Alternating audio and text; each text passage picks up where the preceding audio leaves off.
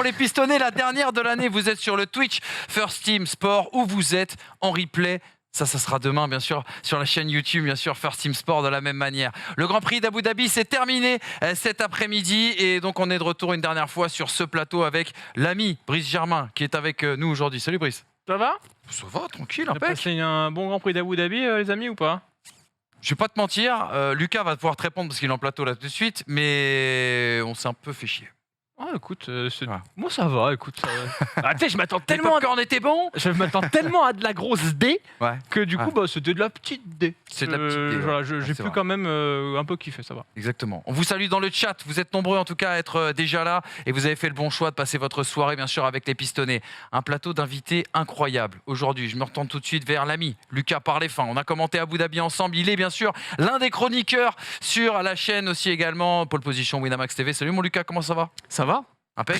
Triste un peu que ce soit fini, content d'être là. Ouais. Et content d'avoir meublé avec toi cet après-midi. Waouh. Tu sais que On a bien meublé. Ikea à côté, des petits joueurs. Hein. Je peux te dire, c'est des petits joueurs. Hein. Pendant 1h30 là, c'était. Attends, et on a fait Monaco avec 2 autres drapeaux rouges. Tu vas pas me dire que c'était pire? Ouais, bah là, il se passait pas grand-chose de plus, hein, je te le dis. Je te le dis. Un autre invité aussi également, et on n'est pas peu fiers, il nous l'avait promis, on en parle depuis déjà quelques semaines, quelques mois, monsieur Adrien David de l'Académie Alpine, pilote Freka aussi, et on parlera de toi, mon cher Adrien. Merci d'avoir fait le déplacement jusqu'au pistonné. Merci à vous de m'inviter. Je passe après Isaac Adjar qui était venu un peu plus tôt dans la saison. On était coéquipiers. Donc j'espère que ça fera un bon épisode aussi, qu'on va bien se marrer. Normalement, on leur porte chance aux pilotes qui passent C'est ici. Hein. Ouais. Donc, ouais. C'est vrai. Donc, j'espère Touche du bois. que. Ouais. Adrien qui est pilote, écoute bien, hein, moi j'ai pas fait Sciences Po, j'ai toujours pas mon permis. Adrien, il est pilote et il est à Sciences Po. C'est quand même assez extraordinaire. Tu es rentré à Sciences Po depuis la rentrée de septembre, c'est ça? Exactement. Le 13 septembre, j'ai découvert la vie parisienne, en plus de la vie sportive. Donc, ce qui est super sympa à la base, c'est de pouvoir avoir le programme aménagé. Donc, je fais école plus les courses quand je dois. Donc, non. C'est aménagé du coup? Ouais, pourvu que ça continue. Eh bien écoute, On te le souhaite. Après, elle a peut-être fait moins de soirées que toi, du coup. T'as peut-être privilégié des aspects de ta Sans vie. doute, sans doute. Mais commence pas à le lancer là-dessus. Ça se trouve que. Tu sais, on ne sait jamais. On ne sait jamais. On rappelle aussi également, et c'est toujours important d'en toucher un mot, Adrien, tu fais partie de l'équipe de France FFSA, tu me disais, pour la 8e année consécutive. Ouais, exactement. J'ai commencé en karting, comme beaucoup de pilotes. J'ai ma première sélection. Je me rappelle une fois que j'ai été champion de France. Et puis ensuite, ça a continué avec la Formule 4, la Freka et peut-être la Formule 3 l'année prochaine ou une autre catégorie. Ça, tu vas tout nous dire, bien évidemment, dans cette émission. On va parler forcément de toi, Adrien. Ce sera la dernière partie de cette émission tout à fait spéciale des pistonnés. Juste avant, on va débriefer le Grand Prix aussi également d'Abu Dhabi. Alors, ce ne sera pas un énorme débrief aujourd'hui, les amis. On reviendra sur les principaux aspects, en tout cas, de ce qui s'est passé cet après-midi. Et on voudra ton avis, bien sûr, Adrien, ton avis de pilote. Et puis, on se posera une petite question de débat en milieu d'émission aussi également, en se posant la question de savoir si 2022, c'était si mauvais que ça, comme saison F1, une question collégiale à laquelle on essaiera de répondre. Mais tout de suite, le débrief du 22e rendez-vous d'une saison 2022 qui nous aura quand même, malgré tout, tenu en haleine. Pardon.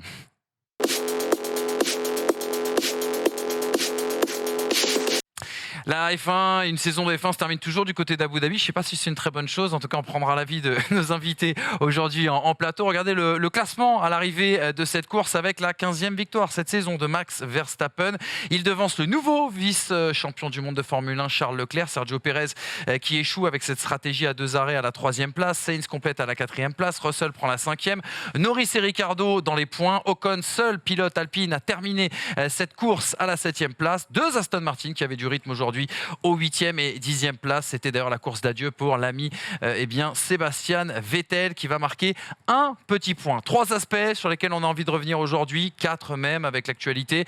Le premier, les gars, forcément je suis obligé de vous lancer sur ce titre honorifique de vice-champion du monde. Ça y est, on le sait, c'est Charles Leclerc qui prendra donc la 2e place au classement des pilotes. Alors si on revient sur la course, il y avait cette stratégie risquée et quelque part non conventionnel qui a quand même marché. Red Bull qui semblait avoir plus de rythme ce week-end. Finalement, la bonne surprise du dimanche côté Ferrari, c'est qu'il y a eu peu de dégradation sur les pneumatiques. Une stratégie aussi également, un arrêt qui a fonctionné pour le Monégasque. Et puis 2 questions. J'ai envie de vous poser, elles ne sont pas politiquement correctes, donc je veux des avis qui soient tranchés. Verstappen aurait-il plus céder Checo Pérez? Gasly a-t-il tué Sergio Pérez en le gênant dans sa remontée vers Charles Leclerc. Et puis dans un deuxième temps, on reparlera de ce titre honorifique qui semble être quand même mérité. Regardez ses stats. 9 pole positions, c'est celui qui a eu le plus de pole positions en 2022. 3 victoires, 11 podiums, 311 tours en tête. Quand on pense que Verstappen en a connu 616 et Sergio Pérez 147, ça sera difficile de dire que ce n'est pas mérité ce titre de vice-champion du monde, en tout cas pour Charles Leclerc. Les gars, un petit mot déjà sur la course et ces fameuses 2 questions. Est-ce que Verstappen aurait-il pu plus aider l'ami Sergio Pérez? Est-ce que Gasly l'a flingué? Ouais, on peut peut-être commencer par ce que vous voulez.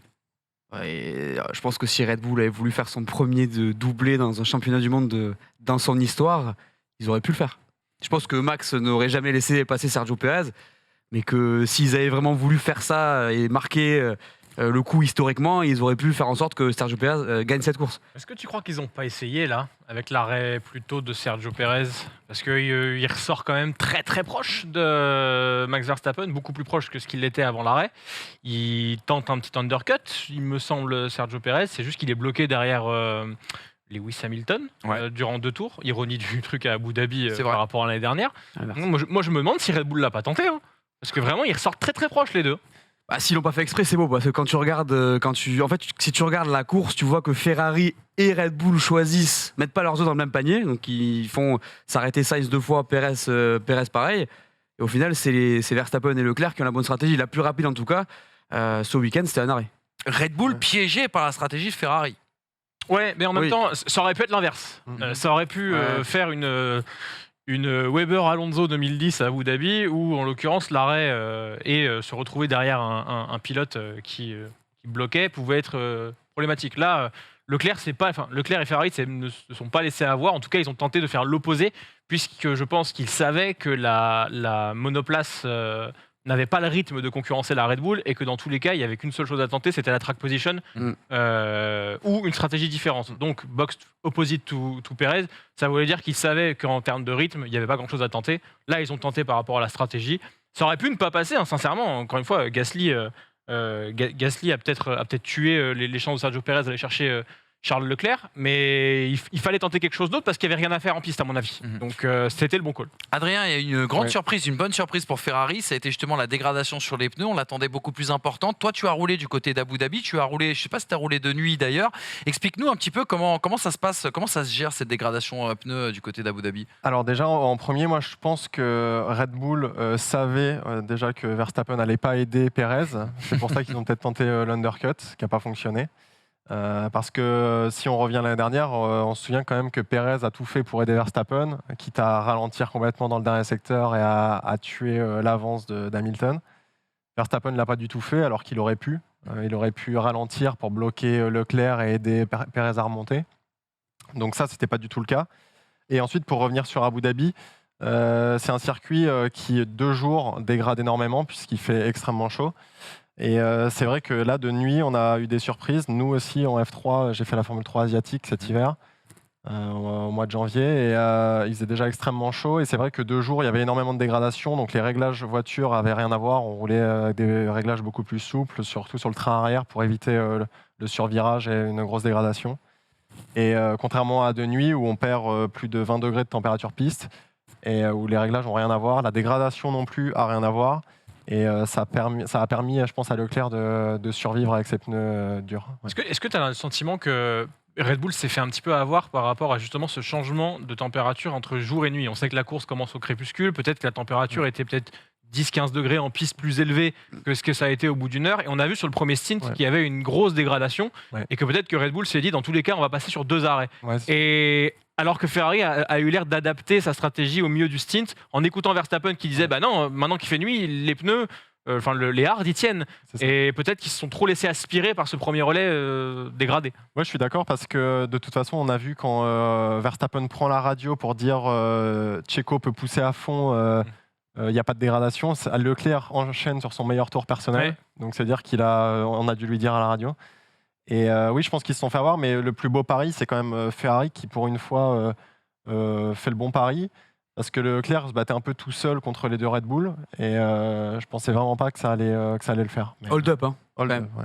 Sur le premier stint, il n'y a pas photo en termes de rythme. En termes de rythme. Globalement, tout le week-end et de ce qu'on avait vu vendredi, en termes de rythme de course, ça paraissait loin. C'est pour ça quand même que quand tu vois ce qu'ils arrivent à faire, peut-être la fin de saison, on va rester sur un point positif, tu vois, mais je me dis, hold up, parce que ce doublé paraissait assuré quand tu voyais les performances de cette voiture. Et le hold up, par contre, ce titre honorifique de vice-champion, c'est tout sauf un hold up au vu des statistiques qu'on a vues, les gars.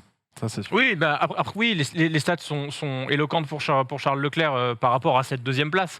Mais il ne faut pas oublier une chose, c'est que pendant toute une moitié de saison, on imagine Charles Leclerc à la lutte avec Verstappen. Pour moi, c'est sauver quelque chose que d'être deuxième, plutôt que Pérez qui a perdu cette deuxième place. Surtout quand on sait que toute la saison, Red Bull avantage Verstappen. Il y a eu des stratégies qui ont été faites pour Max Verstappen et qui ont dégradé les courses de Sergio Pérez. La troisième place de Sergio Pérez est finissant à 3 points de Charles Leclerc. Pour moi, elle n'est pas du tout ridicule et c'est une très belle performance au vu de la manière dont Red Bull a géré son cas et la manière dont Ferrari a géré sa saison. Ferrari devrait avoir Charles Leclerc à 50 points de Verstappen, 60 points de Verstappen, pas à 140, et avec un Sergio Pérez qui le talonne, à mon sens. Tu peux te dire que c'est dommage pour Sergio Pérez de ne pas prendre cette P2 parce que effectivement, avec les performances de Ferrari, avec ce qu'ils ont fait cette année, et la voiture que lui avait, il aurait pu aller la chercher et peut-être il aurait dû, en tout cas avec la Red Bull la plus dominante de l'histoire, selon les chiffres, même si je ne suis pas vraiment d'accord avec ça, si tu la compares à la Red Bull 2011 notamment, c'est peut-être dommage, et c'est pour ça je pense qu'il la voulait autant, de ne pas le voir derrière Max Verstappen et de voir Charles Leclerc à sa place. Après, c'est vrai que quand tu vois les chiffres de Charles Leclerc, tu vois la voiture qu'il a eue pendant la plus grande partie de la saison, c'est normal qu'il finisse P2. Et puis, normal. Pour moi, il doit avoir 80 points de plus. Vraiment, c'est vraiment un moindre mal de finir vice-champion, à mon sens. Je ne vois pas une grosse satisfaction à ça au vu de la voiture et des performances. Charles Leclerc a fait des erreurs qui lui ont coûté au moins 25 points en France, au moins 15 points, 10 points à Imola, ça fait déjà 35. Quand tu sais qu'il perd son turbo à Barcelone, ça fait 25 de plus. Bakou. 25 de plus, on en est déjà à 80. Rien qu'avec ça. Et je te parle pas des erreurs de stratégie à Silverstone, Monaco. Enfin, tu cumules tout ça. En fait, mais on est à 110 points et on est à la lutte avec Max Verstappen. Donc, c'est sauver les meubles pour moi d'avoir ce de vice-champion. Ça aurait été dramatique. Hein. Sincèrement, quand tu vois, en fait, après tu peux te dire, bon, on n'est plus au début de saison. Red Bull a explosé le game à partir de Spa, ce qui a notamment douché Ferrari complètement. C'est de la France. Hein. Tu sens que psychologiquement ça part sur la France. C'est la bascule. C'est le Hockenheim de Vettel. C'est la même chose. Carrément. Exactement. Juste 2 éléments pour revenir sur la course. Dans le chat, on nous disait, et à juste titre, parce qu'on le disait en commentant la course tout à l'heure, c'est vrai que le rythme de Leclerc était plus rapide juste avant le deuxième pit de Sergio Pérez par rapport bien sûr au pilote mexicain. Vous faites bien de nous le dire dans le chat. La dernière question un petit peu polémique sur laquelle j'ai envie de vous relancer concernant ce titre de vice-champion du monde de Charles Leclerc. On a vu à la fin, dans la remontée de Sergio Pérez, tout se jouait, on va dire, à quelques dixièmes, il lui manquait en tout cas 1 ou 2 tours pour pouvoir peut-être le faire. Sergio Pérez qui roulait à ce moment-là 8 dixièmes plus rapide que le Monégasque. Et on a vu Pierre Gasly faire perdre du temps justement à Sergio Pérez. Est-ce qu'il y a, science-fiction, théorie du complot, Hamza n'est pas là aujourd'hui, hein, donc j'aurais aimé lui poser la question comme ça en personne. Est-ce que vous pensez que Pierre Gasly a essayé d'aider un petit peu son copain Charles Leclerc, ou on voit le mal partout, les gars? Je pense qu'on doit demander au pilote. C'est difficile. Vas-y, mouille-toi, alors qu'il a chez Alpine. Mais non, moi ça m'a fait plaisir, honnêtement, peu importe s'il l'a fait exprès ou pas. Parce que je pense que de toute façon c'était largement mérité, comme vous l'avez dit. Leclerc il aurait dû finir vice-champion avec 100 points de plus. Et le fait qu'il le bloque en partant du giron Red Bull, après tout ce qu'ils lui ont fait, ça m'a fait vraiment plaisir. Donc ça veut dire que dans la tête d'un pilote, c'est des raisons qui peuvent pousser à. De toute façon, je pense que même s'il ne l'a pas fait exprès, en revoyant les images, il est content d'avoir fait. Ouais. Franchement, ça ne m'étonnerait pas, effectivement. Après, il n'était pas en bagarre aussi, Gasly. Si, il attaquait. C'est-à-dire est-ce qu'on s'en fait pas une montagne parce que c'est Gasly, est-ce que c'est Red Bull, en sachant que juste avant. Attends, en bagarre pour la P13 ou la P14. Oui, mais il me semble que quelques tours avant. Mick Schumacher l'a fait avec Hamilton, je crois. Mick Schumacher et Alex Albon, non, ou Latifi, je sais plus. Ils étaient avec Albon. Non, je sais. Non, c'est une EA, c'est une Alpha, je sais pas. 2 voitures qui se battaient. Et Mick Schumacher s'est décalé au dernier moment pour laisser passer Lewis Hamilton, mais il l'a bloqué durant peut-être 2 ou 3 virages. Donc est-ce que on s'en fait pas une romance parce que c'est Gasly avec le deuxième baquet Red Bull? Je pense que Gasly était en bataille Et que certainement, comme le dit Adrien, maintenant qu'il le revoit, il se dit tu sais quoi, tant mieux. Ouais. Comme ça, il fait un boom refuck à Helmut Marko en partant. et puis voilà. Mais à mon avis, c'est pas voulu s'il est en bagarre. Ouais, et puis en plus, est-ce que ça a été suffisant? Je suis pas sûr. Et je pense qu'il lui fallait 2 tours. Le delta était pas suffisamment grand à ce moment-là de la course. On a vu que les hards de neuf avec les hards usés, c'est d'ailleurs pour ça que Verstappen a dit vas-y mon pote, parce que là il y a de la marge.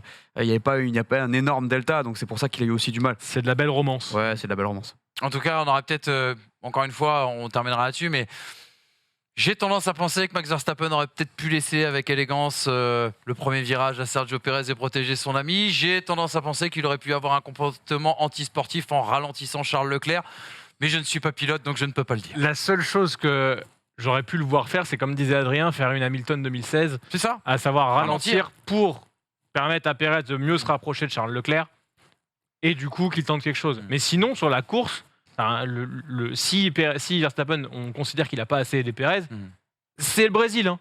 Ouais, Les points, ils étaient absolument. cadeaux au Brésil. Là, je trouve pas que Verstappen ait eu un comportement où il n'a pas assez aidé Pérez. Pérez n'était pas dans une situation où Verstappen pouvait l'aider directement. La seule chose qui aurait pu être faite, c'est un undercut. Red Bull a refaire sortir Pérez dans une mauvaise situation et s'est retrouvé bloqué derrière Lewis Hamilton, où on peut considérer que Pérez s'est précipité dans le dépassement, n'a pas calculé qu'il y avait la deuxième zone DRS et du coup qu'il allait se faire reprendre par Lewis Hamilton. On peut considérer que c'est sa faute aussi. C'est peut-être là-dessus qu'il perd la Oui, en attendant, Max Verstappen qui est 25 secondes devant, moi je lui en veux pas de ne pas avoir fait grand-chose ici. Ouais. Là où il est fautif par rapport au Team Spirit, quoi qu'on en dise vis-à-vis de la Bisbee de Monaco, tout ça, c'est au Brésil. Il y a des points à offrir. Là, à partir du moment où Pérez est devant Charles Leclerc au début, qu'est-ce que tu veux qu'il fasse, Verstappen? Là, ils ont tenté une stratégie, ils se sont mis dans la sauce tout seuls. Ouais, ils auraient pu mettre une voiture entre les deux. Ouais, mais Verstappen est le champion de Red Bull, c'est pas le pompier de Red Bull. Absolument. Donc, là, à partir du moment où ils ont fait la bêtise, je vois pas ce que pouvait faire Verstappen, Surtout si ça aurait c'était été justement un truc anti-sportif. Ouais. Est-ce qu'on ne l'aurait pas en plus reproché à Verstappen de faire ça? Est-ce que les points du Brésil, comme nous le dit Dilato, auraient suffi à permettre à Pérez d'être devant Charles Leclerc? Avec aussi, si on refait le monde. c'est aussi maintenant que tu te dis que est-ce que les points de Barcelone étaient nécessaires? Est-ce que les points de Monaco étaient nécessaires quand tu vois que Verstappen termine avec 150 points d'avance? Ils auraient pu faire le premier doublé de leur À histoire. l'époque, tu le sais pas. Ils l'ont. Ouais, tu le sais pas, mais tu le sais à d'autres moments de la saison où Verstappen a été encore avantagé, alors qu'il y avait déjà. Enfin, en France, il y a déjà 50 points d'avance, et il y a d'autres moments où il est avantagé. Donc. C'est la philosophie Red Bull, hein, de toute façon. Non, mais justement, est-ce que c'est bon? Je sais pas si tu as déjà eu le cas dans une équipe où tu t'es senti second pilote, ou en tout cas, tu sais. Pas avantagé Il était par que rapport numéro à 1, quelqu'un Adrien, d'autre. je te dis. Mais, Pour info, non, mais je sais pas si tu t'es senti à un moment donné désavantagé ou quoi, mais comme on le disait, est-ce qu'on perçoit Sergio Pérez comme un choix court-termiste pour Red Bull et du coup on se dit le jour où il y en a marre, il se casse, on prendra Ricciardo parce que c'est facile, ou est-ce que tu veux construire avec ce mec parce qu'effectivement il a quand même aidé à la conquête des titres, quoi? Moi, je pense que déjà Pérez, faut le voir comme un bon pilote. Il est considéré, je pense qu'il n'est pas considéré à sa juste valeur. Et s'il avait une meilleure réputation que ça, il se ferait un peu plus respecter par l'équipe aussi. Red Bull ne le respecte pas du tout parce que vu tout ce qu'ils lui ont demandé cette année, tout ce qu'il a fait pour Verstappen, ça montre vraiment que ils le prennent pour l'utiliser et pour ramener le constructeur et le titre pilote à Verstappen. Mais pour son bien à lui, c'est vrai qu'ils n'ont rien fait du tout pour l'aider à avoir cette deuxième place. Ouais, ils ont essayé au Brésil, quoi. Mais de toute façon, comme on disait, à partir du moment où Red Bull va chercher Pérez dans une situation où Pérez n'a plus de baquet, que c'est la fin de carrière, c'est soit As, soit Red Bull, ils doivent se dire, écoute, t'es bien content de déjà rouler chez nous, maintenant tu vas juste faire ce qu'on te dit. Sauf que la situation de l'année dernière, Sergio Pérez, évidemment, il l'a oublié. Aujourd'hui, maintenant, il est dans une voiture qui joue le titre, forcément. C'est peut-être qu'il renaît comme un phénix, mais en attendant, les ambitions, il en a. Donc, il va falloir quand même dealer avec ça et pas se dire que il est toujours très content d'être là. À mon avis, il a d'autres ambitions que juste être le faire-valoir de Verstappen. Après, malheureusement pour lui, il contrôle pas le côté ingénierie de la chose. Et effectivement, à partir du moment où Red Bull va décider, dans chaque saison qu'on va vivre, à partir du moment où Red Bull va décider de développer la voiture dans le sens de Max Verstappen, Sergio Pérez, il aura la même deuxième partie de saison qu'il a eu cette année, je pense. Les gars, je vous propose d'avancer un petit peu. La grande séquence émotion de cette journée, c'est les adieux de Sébastien Vettel. Sébastien Vettel qui disputait sa dernière course en Formule 1. Regardez un petit peu cette déclaration à l'arrivée, justement. J'ai pris du plaisir en course. L'avant-course était différent, mais une fois que les lumières s'éteignent, on est en mode course. Ça aurait pu être mieux au niveau de la stratégie, c'est dommage. On rappelle qu'il a fait une stratégie à un arrêt. C'est dommage car je pense qu'on aurait pu renverser la situation au championnat des constructeurs. Je me sens un peu vide, mais je ne peux que répéter que même si les 2 dernières années ont été décevantes sur le plan sportif, elles ont été utiles pour moi et ma vie. Beaucoup de choses se sont passées. J'ai réalisé que c'est un privilège énorme d'être dans notre position et ça vient avec des responsabilités. Moi, j'ai une énorme déception, les gars, sur ce Grand Prix. C'est que en 2018, il y avait cette séquence Vettel, Hamilton, qui escortait Alonso, ce concours de donuts sur la ligne de départ, cette image, moi, qui m'avait foutu les larmes, vraiment, etc. Je le disais hier dans Pole Position, j'ai envie qu'on chiale devant nos télés, pardonnez-moi l'expression. Malheureusement, et Hamilton et Alonso ont abandonné, donc on n'a pas eu cette séquence, mais c'est vrai que c'était assez émouvant. Adrien, j'ai vu un post passer sur les réseaux sociaux à l'arrivée de cette course où tu étais justement enfant, en photo avec Sébastien Vettel. J'imagine que tu as pu notamment le rencontrer. Ça évoque quoi, Sébastien Vettel, pour un gars de ta génération? On rappelle que tu as 18 ans, si je dis pas de bêtises. Exactement, ouais. Déjà, Sébastien Vettel, c'est un géant de la F1. Même si ces dernières années n'ont pas été aussi victorieuses que par le passé, je pense qu'on a un peu... il y en a, pour certains, il a baissé dans l'estime, pas pour moi. Je pense que quand on revoit ses années chez Red Bull, c'était extraordinaire, la domination. Il a eu une carrière de folie. Donc non, je l'admire encore. Et c'est vrai que même ce week-end, il a fait une super Q3. Il est encore en forme. Donc, comme a dit Villeneuve, c'est dommage qu'il prenne sa retraite parce qu'il n'est pas fini. Ouais. Ça fait partie de tes idoles, toi, quand justement tu voulais... Bien sûr. Ouais, non, mais j'ai toujours regardé Vettel comme un idole parce que déjà, c'est son côté humain qui le met vachement en avant. C'est un super mec. Et c'est vrai que même au niveau familial, etc., c'est ces raisons pour lesquelles il arrête la F1. Mais c'est vrai que son comportement en piste a toujours été fair, ça a toujours été un exemple. Ouais. Elle est belle, la dernière course de Sébastien Vettel, Lucas et Brice. En fait, non. La sienne, pour moi, la sienne l'est, celle d'Aston Martin.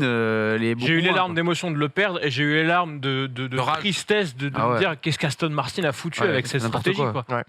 Enfin, quand je vois Stroll le passer en médium 9, quand lui il est en hard vieux à la fin de course et voir que c'est facile pour Stroll, je me dis waouh, vous n'avez pas de respect pour Sébastien Vettel. Son premier relais, il est fou. Son premier relais est fou. Il est P5. Et lui-même dit à la fin, il dit mais les gars, qu'est-ce que vous avez fait en fait? Je sais pas ce qu'ils ont fait. Non mais ils ont jeté leur P6 à la poubelle avec cette action-là. Ah oui, parce qu'ils terminent à égalité. Avec Alfa Romeo. Et sincèrement, sur la fin de saison, il y a zéro photo sur la qualité de la voiture. L'Aston Martin est bien mieux que l'Alfa Romeo. C'est dommage parce que depuis l'annonce de la retraite de Sébastien Vettel, on a eu un mec qui était quand même ultra compétitif avec la monoplace qu'il a. J'ai un énorme goût d'inachevé sur ce mec. S'il avait terminé la saison comme il a terminé 2021, 2020 et 2019 dans le marasme dans lequel il était avec ses écuries, dans ce côté désabusé, je dirais bon bah écoute, c'est un champion qui s'en va et qui a juste pas fait le bon choix de carrière au bon moment et qui s'est fait détruire moralement. Putain, quand je vois les courses qu'il nous fait à la fin, je me dis mais... Après, ça a été difficile. J'ai un dégoût. Mais vaut mieux le voir sortir comme ça, on en a parlé hier sur Winamax, mais vaut mieux le voir sortir comme ça que, de toute façon, excuse-moi, mais Kimi Räikkönen, voire d'autres, ou Alonso 2018. Ou Alonso 2018, si tu veux. Je trouve que Kimi Räikkönen a chié sur tous ses fans dans la manière dont il a terminé sa carrière, alors que c'est quand même un des talents les plus bruts qu'on ait eu en F1 dans les années 2000. Là, oui, effectivement, c'est beau de le voir terminer comme ça, mais tu as un goût d'inachevé en te disant purée, est-ce que ce mec méritait pas mieux En plus, comme Adrien le dit, humainement, c'est un vrai gars.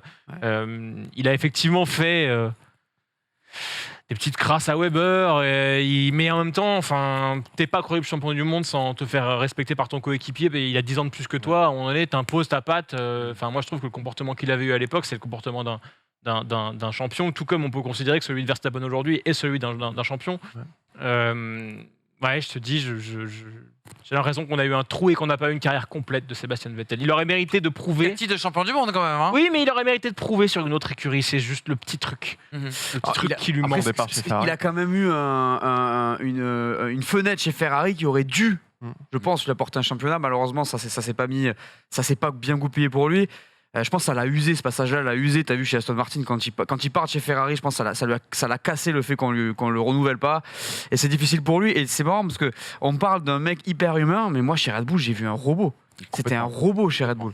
Chez Red Bull, c'était, comme tu parles de comportement de multiples champions du monde, parce qu'en vrai, tous les multiples champions du monde se sont comportés comme ça. Il y a cette espèce de vice du champion qu'on connaît chez Fernando Alonso, chez Lewis Hamilton, chez Michael Schumacher, chez Ayrton Senna, tous ces mecs-là. Et effectivement, pour moi, il y a un petit goût d'inachevé. Ça aurait été bien de le voir, tu vois, sur ces dernières années, avoir une voiture qui puisse lui permettre de briller plus.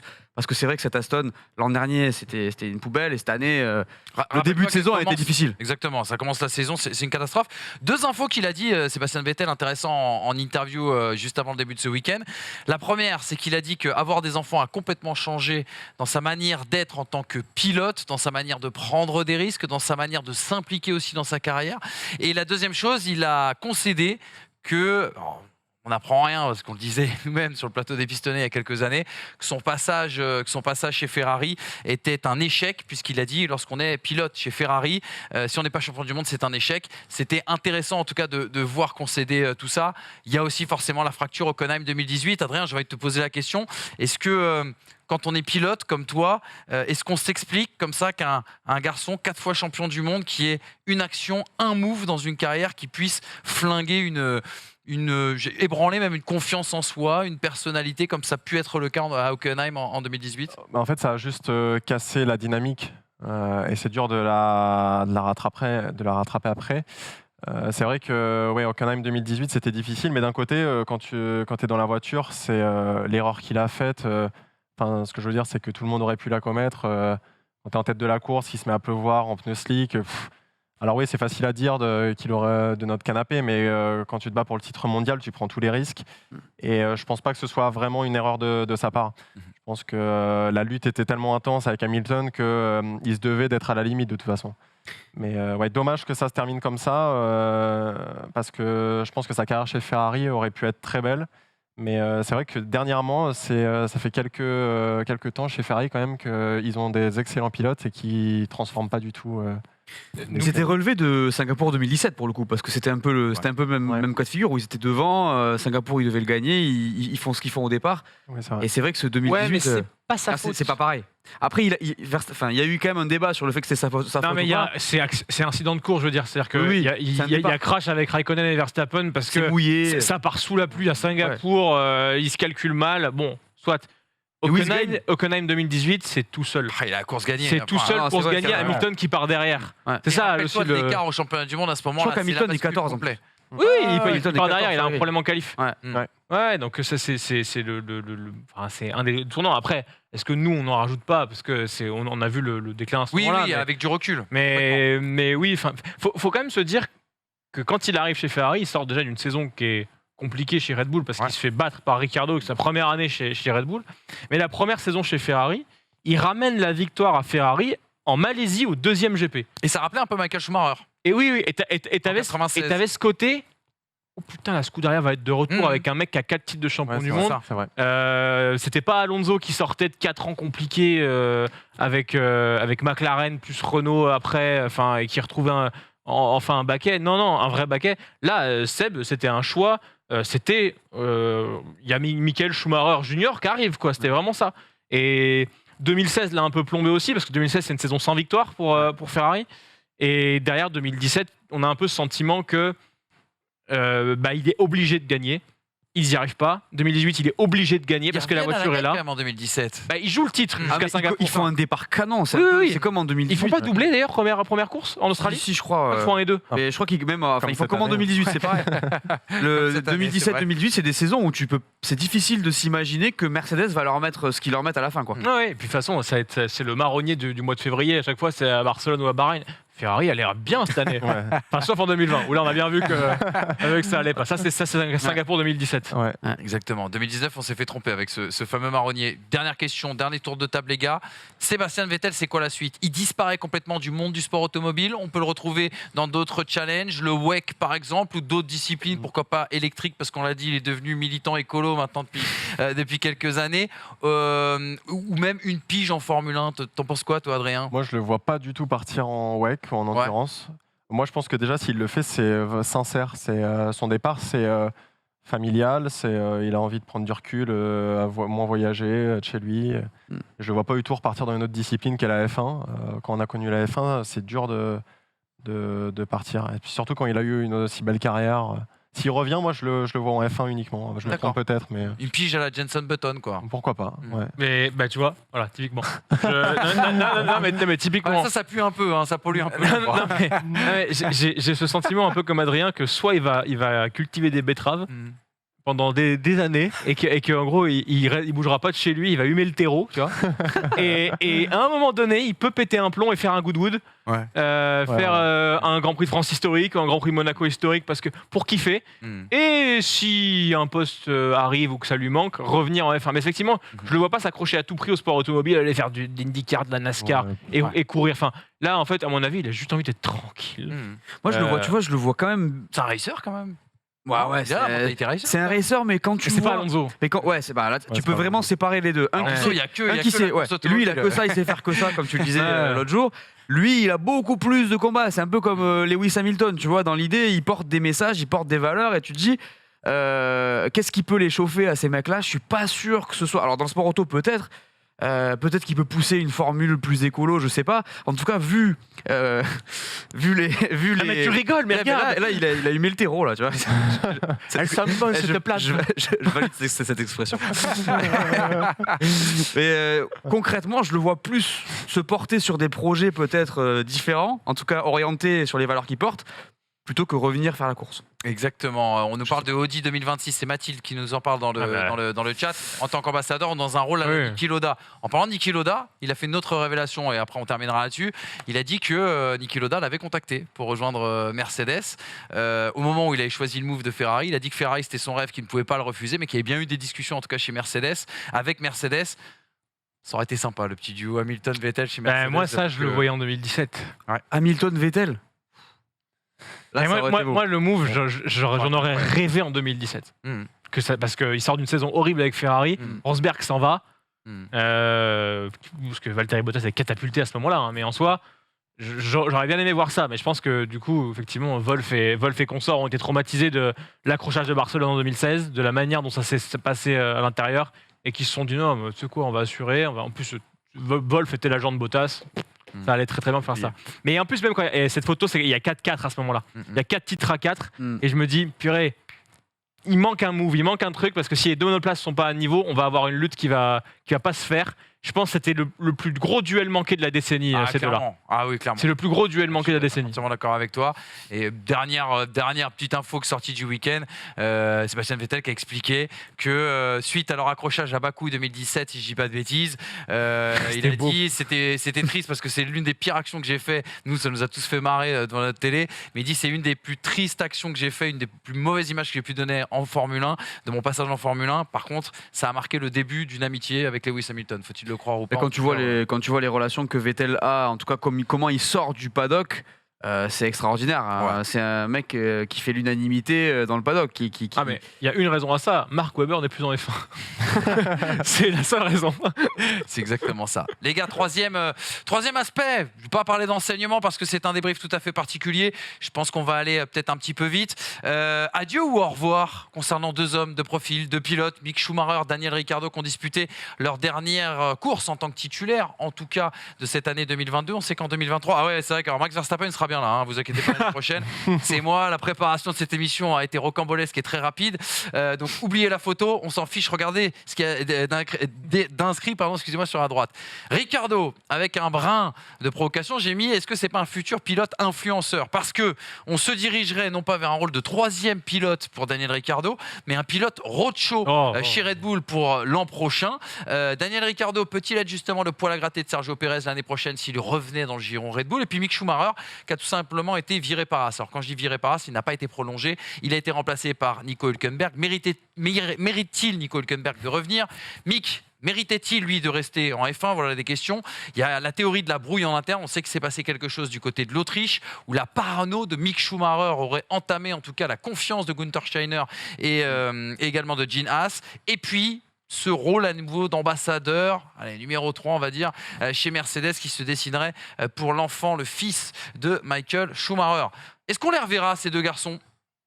Adrien, tiens, ton avis? ton sentiment. Bonne Parce que question. quitter la Formule 1 comme ça veut dire que c'est un au revoir définitif pour deux profils qui n'ont pas grand-chose à voir, on peut le dire. Ouais, ils ont rien à voir, mais c'est vrai que Ricardo, je comprends pas trop. Moi, de toute façon, je suis persuadé qu'on peut pas devenir mauvais du jour au lendemain. Quand on a gagné des grands prix comme Ricardo l'a fait, c'est que il y avait un réel problème chez McLaren. Est-ce que c'est l'ambiance dans l'équipe? On sait que ce qui change énormément dans une écurie, c'est de s'y sentir bien et que l'équipe travaille pour soi.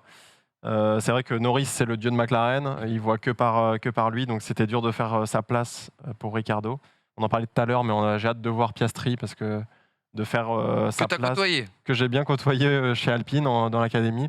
Mais je pense que ça va être dur de faire sa place face à un Norris déjà bien au point. Schumacher, je le vois revenir. De toute façon, son nom l'aidera toujours pour retrouver un baquet. Il aura toujours les sponsors et une écurie qui cherche des partenaires aura toujours besoin d'un profil comme Schumacher.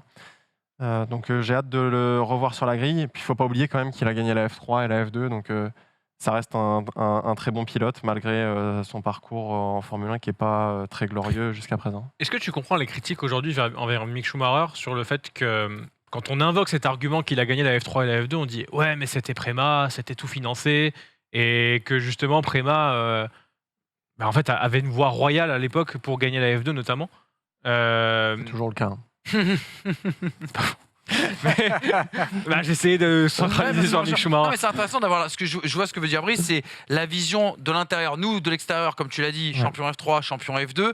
Maintenant, de l'intérieur, tu as sans doute une vision un petit peu différente, c'est-à-dire il disposait du meilleur matériel, du soutien d'un constructeur. C'est quoi la vision réelle autour de Mick Schumacher? Comment il est considéré, par exemple, toi, dans les différents paddocks que tu as pu visiter? Alors, c'est vrai que de l'intérieur, ça n'a rien à voir. Mais quand on lit entre les lignes, c'est vrai que ce qu'il ne faut pas oublier, c'est les écuries. Quand on signe chez Prema, il ne faut pas se mentir. On l'a vu avec Piastri, avec tous les pilotes qui sont en F1. De toute façon, si on regarde la grille de la Formule 1, sur 20 pilotes qui y sont, si je ne me trompe pas, il y en a au moins 15 qui sont passés par Prema ou Hart.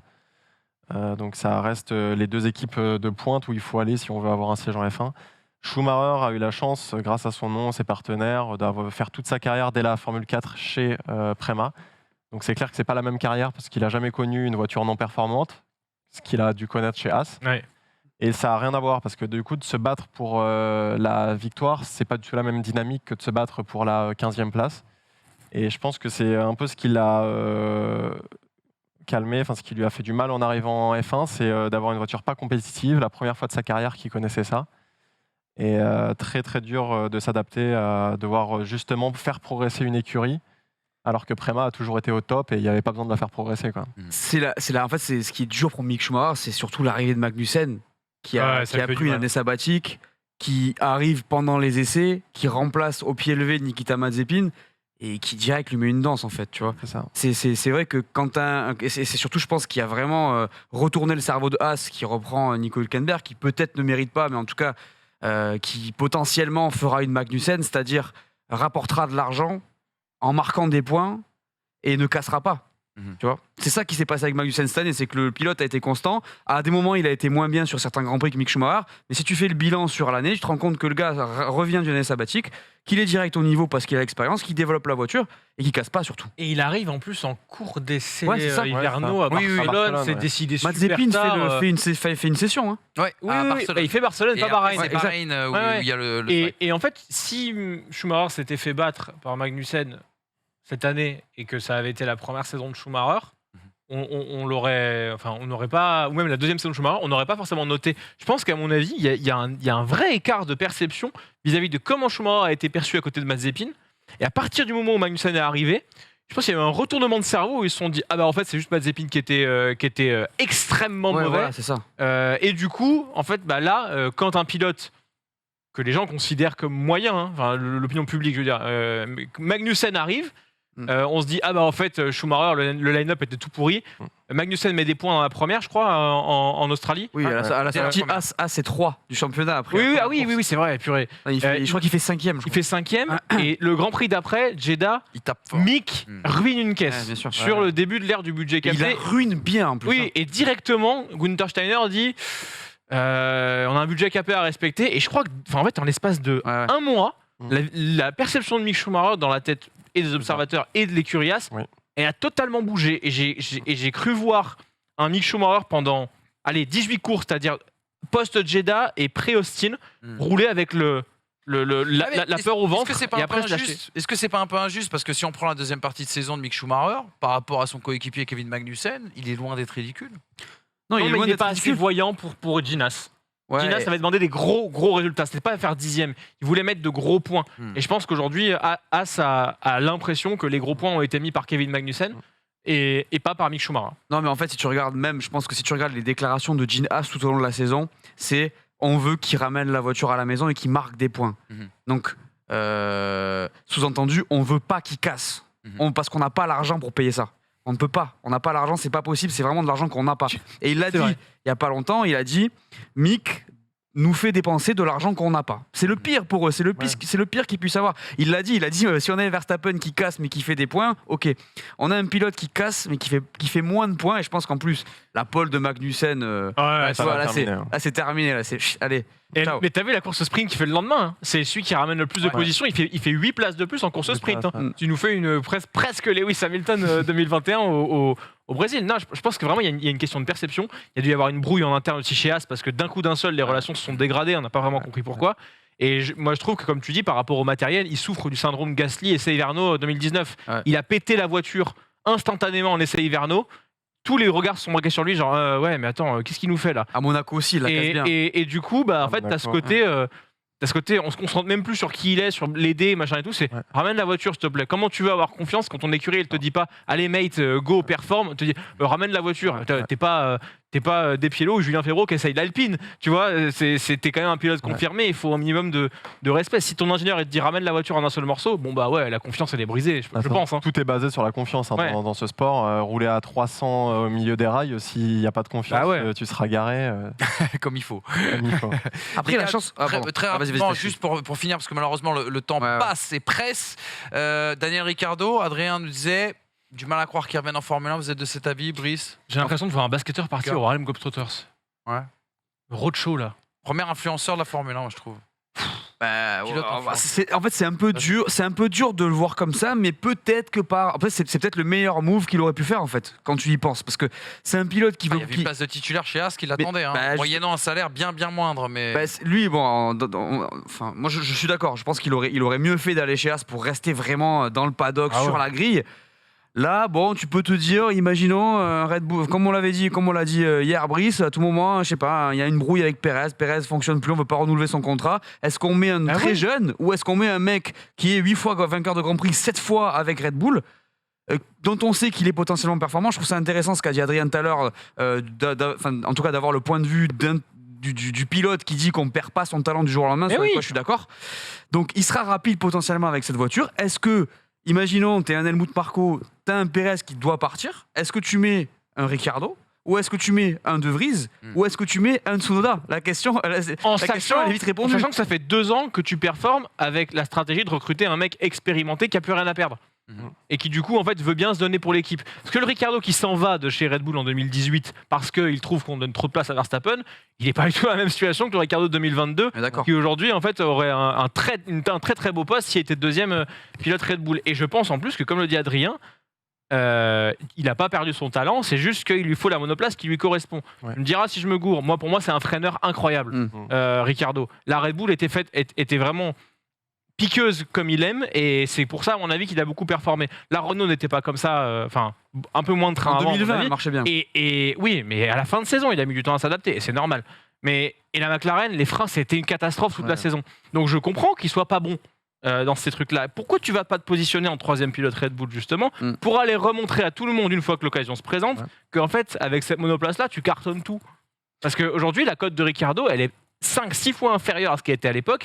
On a vu avec De Vries et on a vu avec Hülkenberg que ta cote en un Grand Prix, si tu performes, elle peut remonter. De Vries, il a gagné sa place chez AlphaTauri en un Grand Prix. Si lui, pour une raison ou pour une autre, Perez chope le Covid, Perez se pète une jambe, Perez a une bisbille avec Helmut Marko, remonte dans la Red Bull et qui performe, il relance d'un coup sa carrière. Et surtout, tu vas faire des roadshows. Surtout qu'on faut pas l'oublier, ce pilote vient de chez Red Bull. Depuis les 2 derniers recrutements qu'ils font, c'est-à-dire De Vries et Perez et De Vries dans l'ordre, ce sont des pilotes. À la base, c'est à Cherté, mais je ne sais pas s'il a été placé par Helmut Marko. Non, oui, si, il fait partie de l'académie de Red Bull depuis depuis le début. Il est avec Vergne en F3. Ouais, ça. tout à fait. Donc pour le coup, si on parle de donner du sens aussi à l'académie, mine de rien, tu mets Ricardo, politiquement, tu te respectes. Hein. Et comme nous le dit Lazo, le retour de la bromance Verstappen-Ricardo, on sait que c'était accroché ensemble en 2018, mais que depuis, ils sont amis. Ça peut compter aussi, bien sûr, dans la carrière et dans les atouts, entre guillemets, de Daniel Ricciardo. Juste petite info, c'est vrai que moi, je ne l'avais pas vu. On nous dit dans le chat que, par exemple, Mick avait fait quelques donuts à l'arrivée de ce Grand Prix d'Abu Dhabi. Il s'est fait tuer. Et il s'est fait flinguer par son ingénieur, en tout cas. Il a dit ramène la voiture. Il a eu peur. Pas de donuts, ramène la voiture. Mais non, mais... Le pauvre. Les gars, on avance. Le sujet d'actu de la semaine. Est-ce que c'était la dernière course de Mattia Binotto à la tête de Ferrari? On en a parlé, on y a consacré une émission. C'est bien sûr à retrouver sur la chaîne Winamax. Regardez, je vous fais un petit rappel des faits. Vers un changement à la direction dès ce mois de janvier, c'est ce qu'annonce notamment la Gazzetta dello Sport. 2 hommes semblent tenir la corde. Frédéric Vasseur, voire Andreas Seidel, bien sûr le team manager allemand du côté de chez McLaren. Laurent Mekies ferait le voyage inverse du côté de chez Alfa Romeo. On annonce le retour de Simone Resta, actuel directeur technique de chez Haas, qui avait quitté justement la Scuderia l'année dernière, pourquoi pas pour un comeback chez Ferrari. Inaki Rueda, l'homme des masterclass de la stratégie Ferrari cette année, qui serait lui sur le départ, tiens, étonnant. Et puis la question, est-ce qu'Abu Dhabi peut-il le sauver? Ferrari de retour quand même à la gagne en 2022, mais y a-t-il eu trop de problèmes de gestion? Vous avez répondu à toutes ces questions, les gars, c'était hier sur l'excellente émission Pole Position qui était dédiée justement à ce débat. Je propose qu'on se remémore un petit peu ce que vous avez pu nous dire. Je pense qu'en fait, Mattia Binotto, c'est juste pas la bonne personne à cet endroit-là pour cette écurie. J'ai l'impression que Mattia Binotto, en fait, c'est un ingénieur et c'est pas un meneur d'hommes, et que Ferrari a besoin d'un mec qui va cadrer tout le monde dans cette équipe, que ce soit au niveau des stratèges, des pilotes, tout le monde dans l'écurie. On pourrait se dire qu'il ne faut pas mettre un coup de pied dans la fourmilière parce que cette équipe a besoin de temps. Et ça, c'est pas comme ça. Il faut dire que John Elkann avait dit en 2020, avait donné comme objectif en 2020 de se battre pour le titre et de gagner des grands prix en 2022. C'est le cas.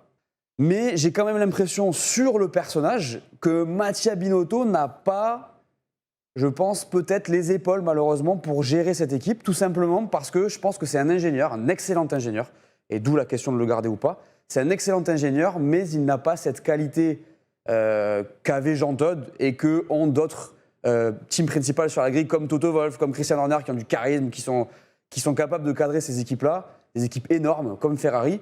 Personne n'attendait Ferrari au top cette saison. Tout le monde se disait que ça allait prendre du temps. La Ferrari a été pondue magistrale pour Bahreïn. On ne s'attendait pas, après 2020, après 2021, quoique 2021 c'était mieux, à ce que Ferrari soit revenu au top. Le plan, et il a calmé tout le monde dès le début de saison, c'est de dire « Oh, on est en reconstruction, calmez-vous, on a certes une très bonne voiture, mais il faut qu'on la développe, on n'est pas encore tout à fait au point, tout ça. » Ce qui s'est vérifié. Je pense que la ferveur autour de Ferrari est si forte que dès lors que la voiture est là, le peuple italien, les tifosi, la presse, tout le monde attend que la Ferrari gagne si la voiture est là. Mattia Binotto est un ingénieur de génie. Tous ceux qui disent Binotto out sans savoir que c'est le mec qui a bossé avec Michael Schumacher sur les titres et l'hégémonie Schumacher, peut-être plongez-vous dans les livres pour aller voir que ce mec-là a fait ça. Pour autant, c'est pas un manager, c'est un ingénieur. Il bosse mieux en créant une voiture. Voilà, ça c'était le début du sujet de 30 minutes que je vous invite bien sûr à retrouver sur la chaîne Pole Position, chaîne Winamax TV, émission Pole Position, avec bien sûr cette question, faut-il virer Mattia Binotto? Les gars, vous êtes largement exprimés sur ce sujet hier, donc je n'en rajoute pas plus. Je demande pas ton avis, Adrien, on sait que tu es de l'Alpine Academy. Je suis pas sûr que tu aies un avis vraiment à vouloir nous partager autour de ce plateau. On va essayer de pas ruiner la suite de ta carrière. On est derrière toi, bien évidemment. Voilà, en tout cas, les amis, pour le débrief d'Abu Dhabi, on a fait ça assez rapidement. On a pris les gros sujets, en tout cas, du week-end. Rapidement, oui, ça a fait sourire Polo Harrer à la réalisation. Et je le comprends, il a bien raison. Petit débat, petite question. Est-ce qu'on s'est fait... Oula, j'allais dire un gros mot. Est-ce qu'on s'est tant ennuyé que ça en 2022? C'est le sujet justement qu'on va voir tout de suite.